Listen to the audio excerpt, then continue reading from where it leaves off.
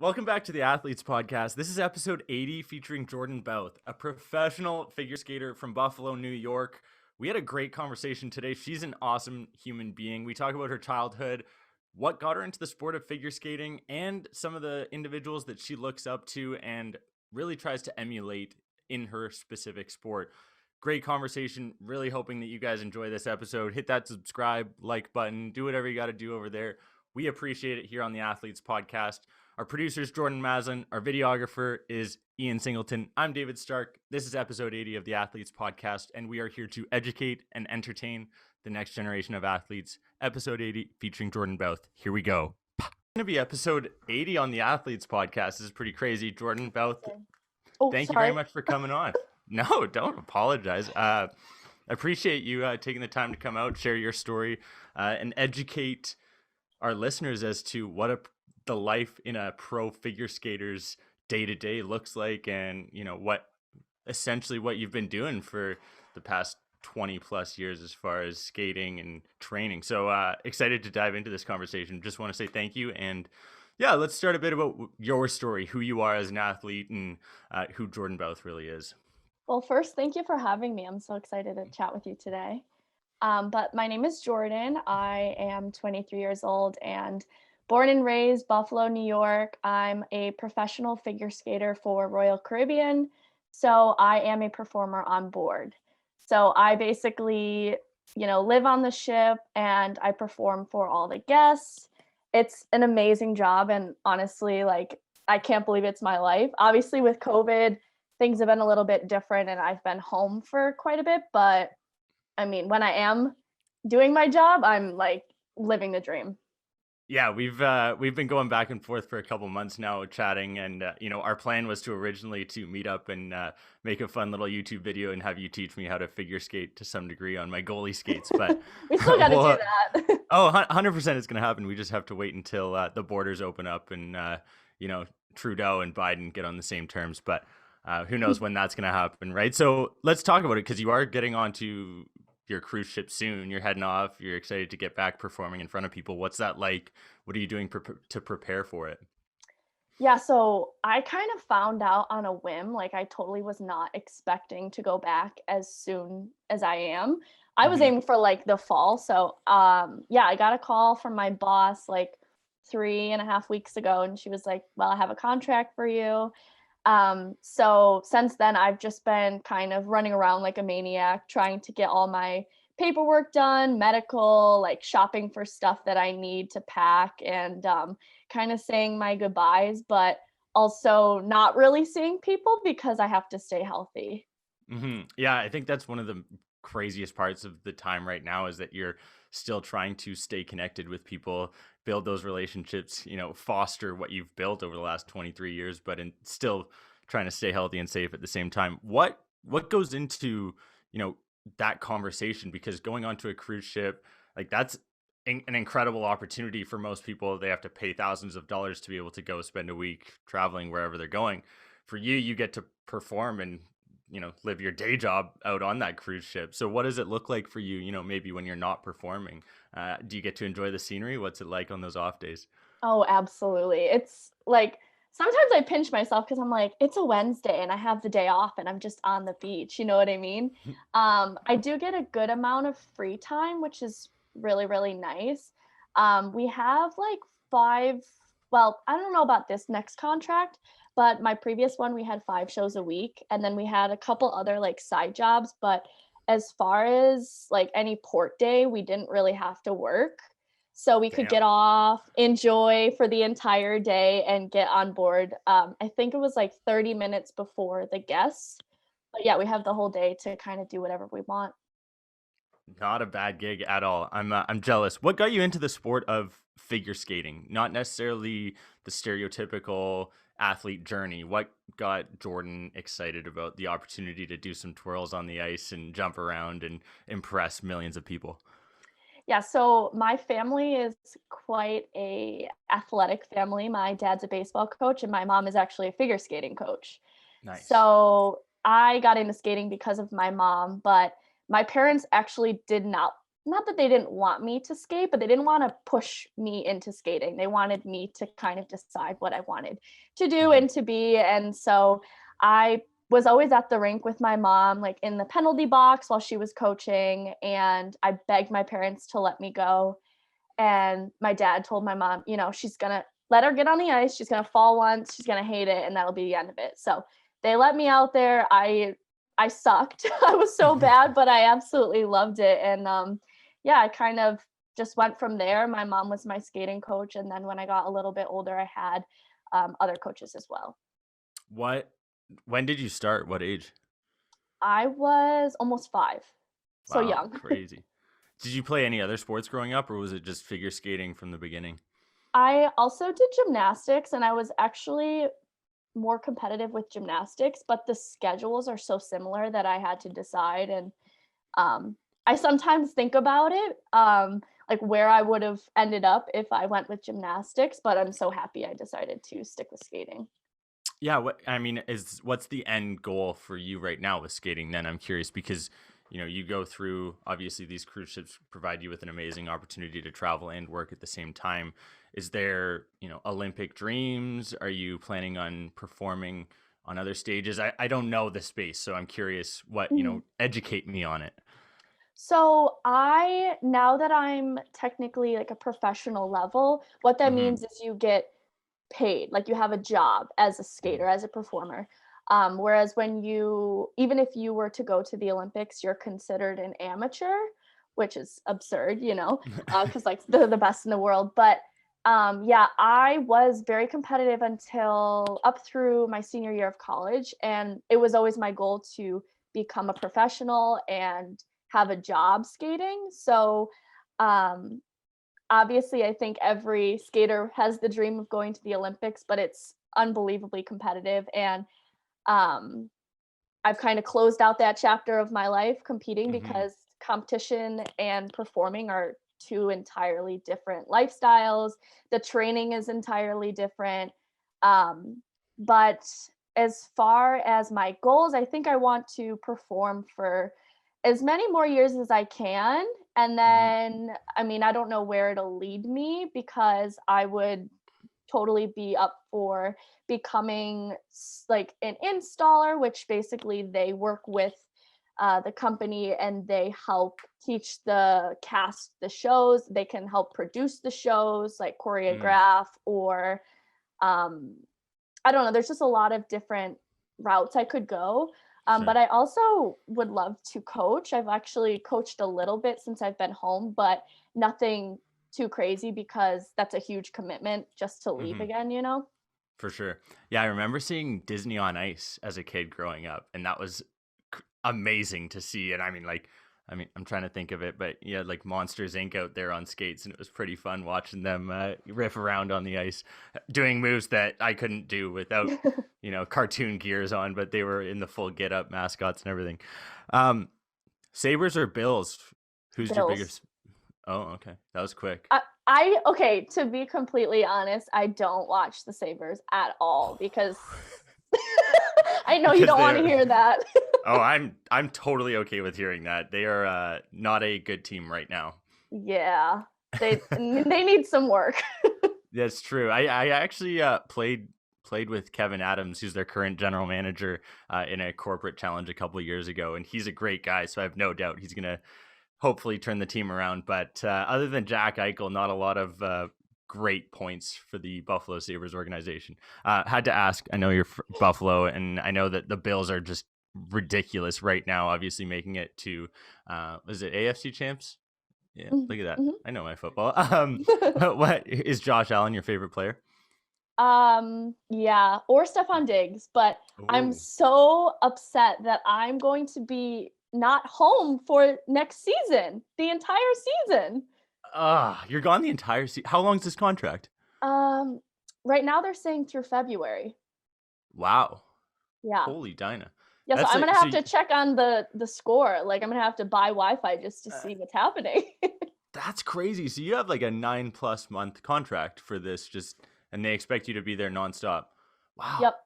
you are a legit professional athlete. Now that brings up a good point.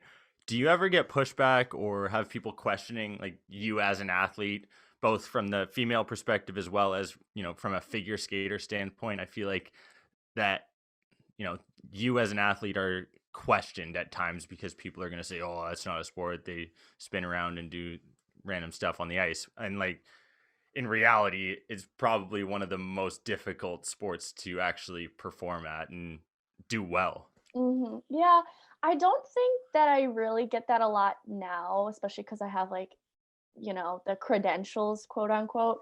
Right. Um, Definitely when I was younger, but I feel like people did it or told me that more just to get under my skin than to Mm, really, mean it.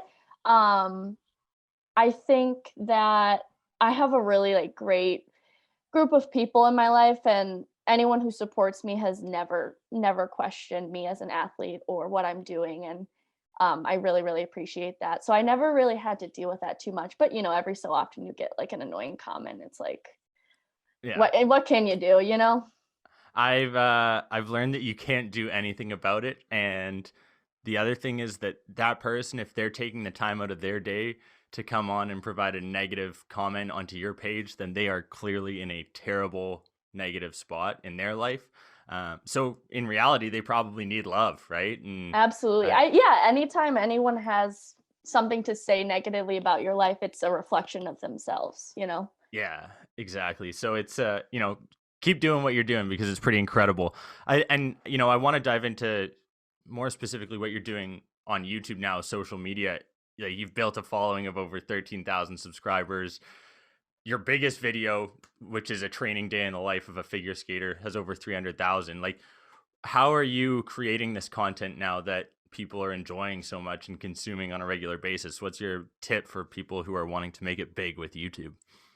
I would say find your edge, Mm, because there's so many creators on YouTube, and it's amazing because I always love finding new people to watch, and I'm just so fascinated by people's everyday lives, like a vlog and stuff like that, but you have to find something that is 100% you and what makes you unique, because everyone has that thing, you know what I mean? And skating is my thing, and yes, there's a lot of skaters out there, but there's not a lot of figure skating YouTubers out there, you know what I mean? mm, And then go a step further, and there's really not a lot of cruise ship employee YouTubers that show their life on the cruise ship. And mm. my YouTube really took off once I started working on board, because it was something that people hadn't really seen before. So it was Yeah. something different, and it gave it an edge, and it made it more interesting, and kind of helped me stand out a little bit. Very cool. And I mean, showcasing some of the most amazing parts of the world probably doesn't hurt as well, right? Absolutely not. And Yeah. that What's that that video you were talking about, the one that blew up, I never would have expected it to, because I think at the time when I posted it, it might have had maybe 1,000 follow or subscribers, maybe 2,000. mhm, And when I first posted it, it had like a couple hundred views, and then, after a few months, it just blew up. crazy. And it's got to be Yeah, such a good feeling to know that it's being consumed and people are enjoying it, right? for sure. Yeah. Uh, what's been for you the biggest catalyst as far as, I mean, you go through you're skating your whole life, but what maybe was that turning point or tipping point for you that allowed you to get that first contract, allowed you to, make a big splash in the industry? Honestly, I owe it all to my coaches, because they were the ones that really set me up for success throughout my competitive career and also now my professional career. They taught me literally everything I know, and I've been working with them alongside my mother since I was like 8 years old. So they Crazy. practically raised me along with my parents. But they were the ones that really told me about the contract, like the opportunity to work on a cruise ship, because I always knew about Disney on Ice, and that's still something that I would love to do. But I didn't know much about skating on a cruise ship, because it's not, like the Stereotypical job. absolutely, exactly. Thank Mhm. you. So yeah, they kind of pushed me towards that and told me to apply for Disney and also for the cruise ships because it's such an amazing opportunity. Um, and they basically said, take whichever one that is offered to you first. Mm. So I got a call back about this contract, I think like 4 days after I sent in my audition tape and my resume. And I had like a 2-minute phone call with my boss. And then the next day I had the offer, which was like just, I would have never guessed it would have worked out like that, but I'm so grateful. Yeah. Favorite place that skating has taken you specifically? Mm. Oh man, I don't know. Well, I actually was in the Youth Olympics a long, long time ago, and that was my first trip to Europe. So I would Mm. say maybe that was probably the most special. Where specifically in Europe? It's a big place. I went to Innsbruck, Austria. Oh, very nice. Jordan, Hmm. Ian, you guys ever been there? No. Okay. Yeah, neither have I. Definitely on the bucket list though to get to Europe. And I feel like that's one of the most amazing places to visit because you can get everywhere within a couple hours realistically, right? Whether it's Yeah. flight or train, or you take the Autobahn and rip at 180, whatever it is.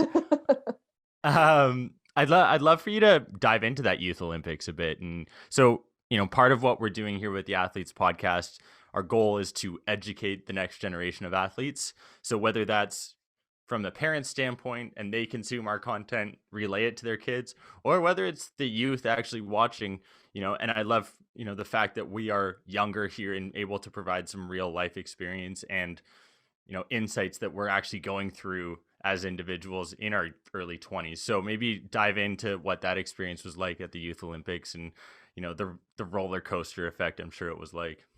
Yeah, it was definitely the craziest experience. I mean, definitely of my younger life. Hmm. But it's a memory that I'll truly never ever forget. And I actually participated and competed in the Youth Olympics when I was 14 years old. Like I was a baby. I Yeah. was a freshman in high school, like still figuring out life. And um, I actually, so the way that we kind of found out about it, it was very interesting because it's not something that like is really in the usual routine of the competitive season, if you will. Right. So usually the way that skating goes is you go to regionals, then you go to sectionals, then you go to nationals. And regionals is like 3 or 4 states. Sectionals is East Coast, Middle, and then West Coast. And then obviously nationals is the whole country. So my mom got an email, and we literally thought it was a spam email. And it was like basically that I was qualified to be in the selection pool for the upcoming Youth Olympic Games. And my mom was like, what is this? So Hmm. we like looked more into it and we're like, okay. So I sent in, um, competitive history. I had to send in like all my sizing for like jackets, shoes, everything like that. And we sent it off, didn't really think anything of it, continued on with my season that year. And it's, I truly believe that everything happens for a reason because I was at sectionals that year and I had just missed the cut to go to nationals. So I got fifth and they took top four and I missed Ooh. it by like 2 points. So naturally, I was devastated, really upset, came home, went back to work in the rink. And less than a week later, we got the email that I was chosen to represent Team USA as the only singles girl skater. Wow. Yeah. That's crazy. Yeah. Good for you. So thank you. Yeah. It was like, I mean, everything truly happens for a reason. And it was like, I was so devastated the week before, but if I had made it to nationals, I don't know how it would have worked out because they were pretty close in the dates, like the schedule. Hmm. So, and I think nationals were like in California or something. So I would have had to go from Austria to California. Like maybe they wouldn't have picked me. Hmm. But yeah, it was crazy. And then when I was there for like 3 weeks. I had to get permission from my high school to miss that much school. I had to, get all my homework ahead of time. I was staying in the Olympic Village, and I roomed with some skiers. So it was just like an amazing experience. Yeah, no doubt. Sounds incredible. I'm slightly jealous. What for me, the biggest standout there is the fact that you stayed positive. You kind of built that resiliency. You weren't really worried about the fact that you weren't selected for that national team because you know what, whatever things happen, like you said, everything happens for a reason, and you end up going to Australia, representing your country on a way bigger stage. Like I think it worked out in the best for you, right? So how do you go about that though? Because it's, figure skating specifically, there's a couple other individual sports that are super subjective. You have to go through, you could have the best performance of your life and the three judges might not think it's the best. Mhm. How do you deal with the fact that it is so subjective and that one person's opinion can dictate how you do as far as in a competition setting is concerned? Obviously, the cruise ships are different now, but when Right. you were competing, how do you deal with that, manage those expectations? I think the biggest thing, and I feel like it's so cliche to say, but the biggest thing was to realize that you are competing against yourself. You're not competing against a group of 30 other girls. Yes, you are technically, but if you're focusing on everyone else and what they're doing, you're going to lose focus of what your goal is and what you're trying to accomplish. And I think that was the biggest thing because I'm a very competitive person and I'm a perfectionist and I always will be. But I think that's kind of what helped me, be so consistent when I competed and the success I had because it drove me to just try and beat myself every competition, do better at something. And, you're not always going to be perfect, but you have to look at what are things that you did well and what are things that you can work on. And yeah, it can get discouraging because it's such a subjective sport. Like it's all score. It's not like in hockey, it's like, okay, you get a goal, whatever. They I did not use the correct term, but you get that the was a point. great that was a great analogy for hockey. I loved it. Can you tell I don't really watch hockey? It's okay. You're in Buffalo. You don't need to.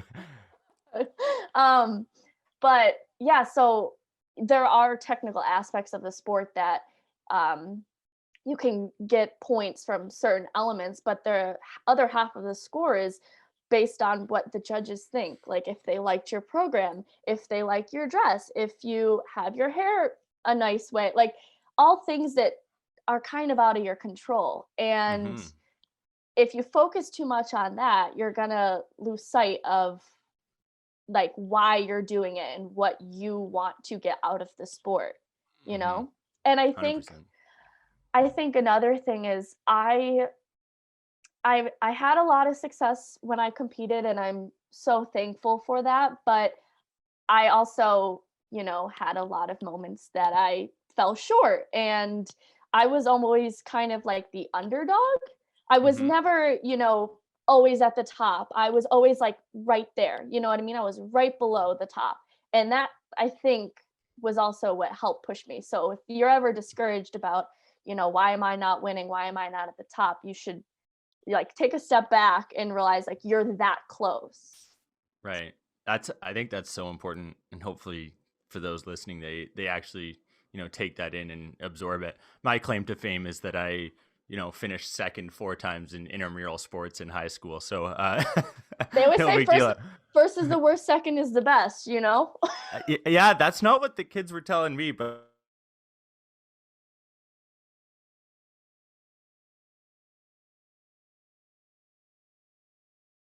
I'd love to know if you had someone specific that you looked up to or that you were, you know, idolized growing up as that individual that you kind of tried to model your skating after, or if there was someone like that, because we've had athletes who said, they were really trying to create their own brand and image, but for a lot of people, they have that idol superstar that they look up to. It's hard to say because my favorite skater was always Sasha Cohen. Okay. But I don't think that it was ever I don't know. I love to watch skating and I always got inspired by watching everyone. on TV, you know, at nationals, worlds, the Olympics, stuff like that. But I can't say there was like one person that was kind of like a mold for me or someone that I wanted to become. Mm-hmm. Yeah, Um, that's good. I think that's probably a testament to the fact that you knew exactly who you were and wanted to be from the get-go, and you wanted to create your own brand. It's pretty legit. I like it. Tessa Virtue, Scott Moyer, and Patrick Chan are like three individuals who stick out being from Canada. They were kind of those figureheads who dominated the sport of figure skating for this the nation of Canada. Were there specific people for the US that kind of did that same thing or had that ability to get a whole country and nation behind them and excited about figure skating? I would say the person for the US right now is Nathan Chen. I don't Mm. know if you keep up with skating at all, but he is unbelievable. He, I think, is what inspires me the most now because Oh. he's like, I don't even know how old he is. He's got to be 19 maybe. And Jordan's feverishly tapping away, right? He's 21. There you go. but he won worlds 3 times in a row, like 3 years in a row. He he's just like he set the bar for men's figure skating. He has 5 quads in his one program, and it's something that like you've never seen before. He skates almost flawless every single competition, and you can just see how talented he is and how driven he is. Every time he's at a competition, if he has a perfect program, and they of course interview him afterwards, and he's going back and saying, okay, well, I know I have lots of work to do. And it's like, you just won by like 45 points and you skated perfectly. Yeah, that I feel like the equivalent in hockey, because I don't follow skating that much, is, you know, Connor McDavid, the way he plays and puts up, you know, realistically almost twice the amount of points of anyone else in the league right now. Jordan, are you watching highlights? He's over there watching Nathan highlights. Are you gonna pull it up on YouTube? Or are you gonna show everyone, or are you just gonna keep it to yourself? I'm reading here that he set a world record Yep. for free skating. So it was a 224.92. Do you want to dive into what they look for in free skating or how he got that world record? So the free skate is when you compete, there's a short program and a long program or free skate. And the free skate is, I think their program is 4.5 minutes long, which is crazy. But they have, I believe, 8 jump elements, 3 spins, there's footwork, and there's like I don't know if you know what, I haven't kept up with the rules because they change them so often, but I want to say there's like an spiral sequence or something like that. And a quad alone is worth like 12 points, and a Okay. triple is worth like 4 points. Oh, So there you go. You can see that so you just gotta quad it out. yeah. As many quads as you can do, you're gonna get points.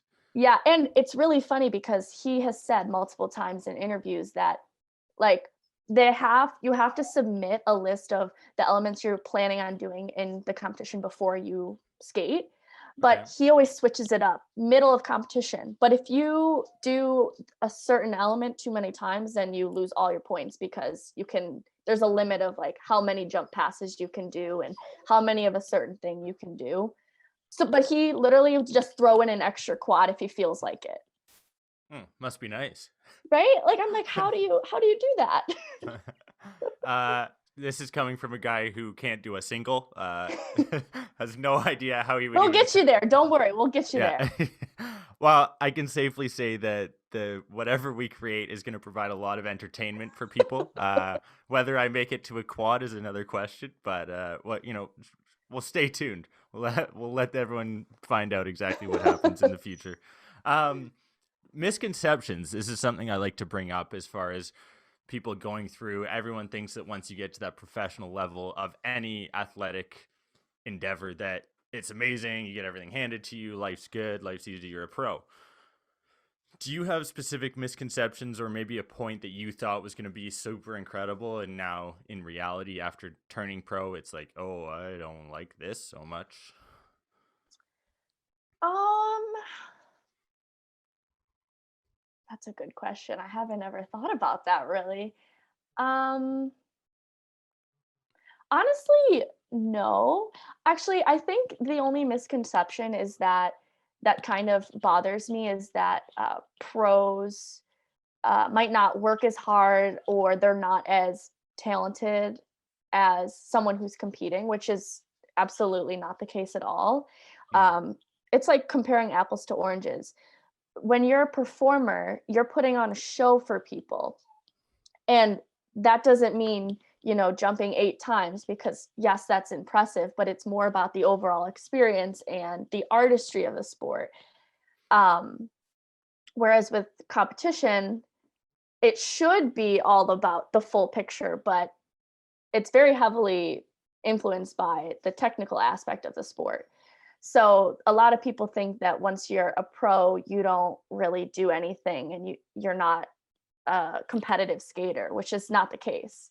Just because there's not as many elements or check boxes you have to tick off when you're doing a show.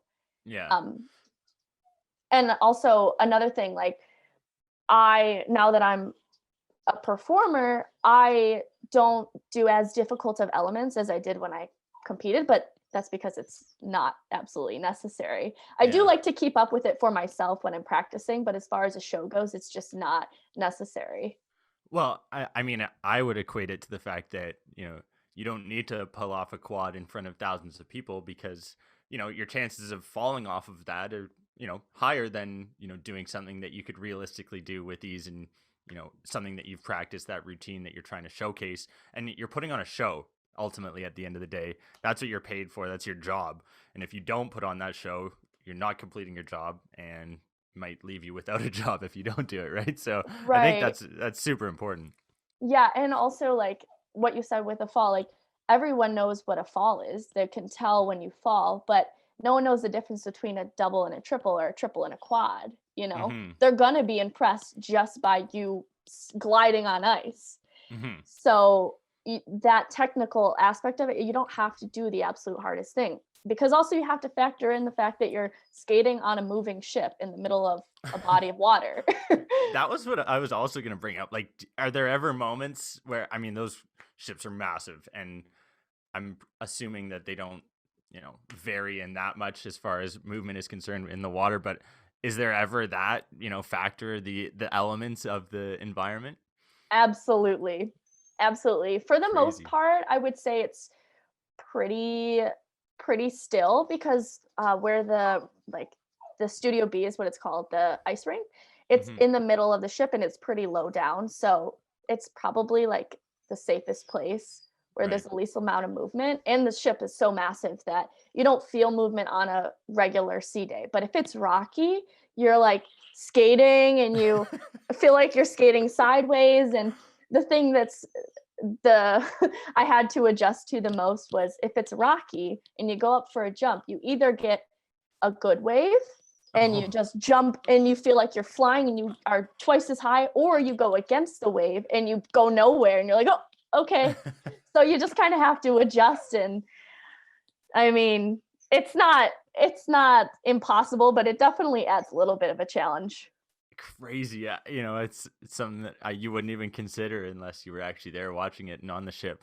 What's the ice like? Is it of good quality? It's real ice, and we have a Zamboni, so it's always Nice. fresh, but it's 40 by 60, so it's tiny. Right. So So that's that a also, limiting factor. yeah, you have to adjust your patterns and stuff for jumps. Like spins, obviously you stay in one spot, but jumps you have to adjust accordingly so that you don't run into the boards and fall on a guest. Yeah, that wouldn't go over well, I don't assume. No, not at all. Any crazy stories that you have that you want to share on the Athletes podcast from maybe running into a guest or, getting crazy airtime? Oh man. Um Well, like I've I got have. like 12, but I was gonna say I have a 46-minute blooper video that full you can of. check out on her YouTube. I'm trying to think. Oh my gosh. Huh. Well, one time I was cutting the corner and it was a rocky sea day, and also my skates needed to be sharpened very, very badly. And I kept putting it off. So I'm doing my solo, right? And I'm cutting around the corner and I'm going 1,000 miles a minute. And I lose my edge and I slide across the ice, bang into the boards, which the boards are like glass. So the guest's head is right there. And I bang right into it. And the person screamed and they were like, "Oh my God, are you okay?" And I had to get up and keep going. I mean, it was funny, but I was like, "Oh my God." Add it to the blooper reel. Yeah, and then I had like a whole bloody knee the whole rest of the show. But Oh, the nice. Just things you went, do. yeah, battle. Everyone assumes that figure skating is a low impact, low risk sport. In reality, dangerous. I feel like it is actually in duos though. That's actually probably something when you've got like typically the male and the female when they're doing that show together. There's some spins that get awfully close with a half-inch piece of metal that's sharp as heck running right by your neck. Like, tell me about that. You're gonna have to do some homework after this and look up a headbanger spin because that is terrifying. And I want to learn it because I want to get into pairs. But basically, a headbanger is they take the girl's skate, okay, the guy, and Hmm. they go in a circle, and then he goes like this in the air, Hmm. and she's bouncing up and down. Her head is like 2 inches away from the ice. I mean, it gets the crowd going crazy, Yeah. and it's amazing, but it's terrifying. Okay, what's the Will Ferrell movie? Blades of Iron Glory. Iron Lotus. Oh, that's one of my favorite movies. I just imagine Will Ferrell holding on to your skate, you going up and down. I can see it. It's happening in the next decade. I'm calling it. Jordan Bauth, this has been an incredible conversation. I sincerely appreciate your time. You being able to dive into the nitty gritty about figure skating. I think it's a sport that is not represented enough. People don't know enough. People don't ask enough questions. So I'm honored to be able to have you on, share your story. The way we end and wrap up every episode is we ask our guest what their biggest piece of advice would be to the next generation of athletes. Would love for you to share your 2 cents on that. I would say, I would say if you're ever having, if you're going through it and you feel like you're defeated and you're not accomplishing everything that you wanted to, remind yourself why you started, because we can lose sight of that when we're working towards a goal and we're falling short. And it's life is not always going to go how you plan it to, but you have to remind yourself like why you love the sport and why you started in the first place. I love it. My last question is, why'd you dye your hair from blonde to brunette? Because it was not healthy, and so Ah, I want to have nice healthy hair again. And it's a lot of maintenance, hey, so you don't have to sell me on health. That's what we're all about here on the Athletes Podcast. Jordan Bauth, I sincerely appreciate again your time. Looking forward to catching up in the future. Good luck with your contract. Once those borders open up, we'll be making some sick content. Look forward to it. Thank you guys for tuning into the 80th episode of the Athletes Podcast featuring Jordan Bauth. You can find her social media handles here. I don't know whether it'll be Jordan or Ian putting it up. Either way, give her a follow. When you're subscribing to hers, subscribe to the Athletes Podcast as well. We really appreciate it here. I'm your host, David